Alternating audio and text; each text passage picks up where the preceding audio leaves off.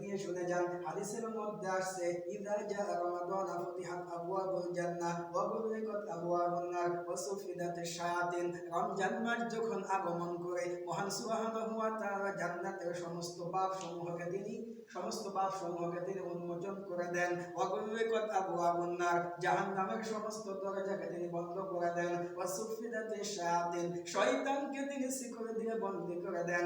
ও বন্ধু, আজকে রমজান মাসের প্রথম জুমায় আজকে আমি আপনি এই মসজিদের মধ্যে এসেছি।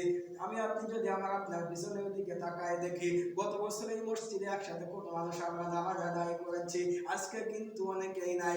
আবার সামনের বছর আমি আপনি একসাথে এই মসজিদে নামাজ আদায় করতে পারবো কিনা আমার আপনার জানা নাই। ও বন্ধু, রমজান মাস এত দামি মাস, মহান সুবহানাহু ওয়া তাআলা তিনি ঘোষণা দিয়েছেন। মহান সুবহানাহু ওয়া তাআলা কিয়ামতের ময়দানে একটি বাপ তিনি মহান সুবহানাহু ওয়া তাআলা তিনি পবিত্র মাহে রমজান মাসে যারা সিয়াম সাধনা করে ওই সমস্ত মানুষের জন্য একটি বাপকে তিনি নির্দিষ্ট করে দিয়েছেন। সেই বাপটির নাম হচ্ছে রায়্যান নামক বাপ।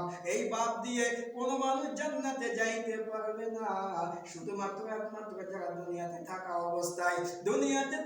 অবস্থায় যারা মহান সুবহানাহু ওয়া তাআলার দেওয়া বিধান পবিত্র মাহে রমজান মাসে সিয়াম সাধনা করবে, কিয়ামতের দিন মহান সুবহানাহু ওয়া তাআলা ওই রায়্যান নামক বাপ দিয়ে জান্নাত দান করবে।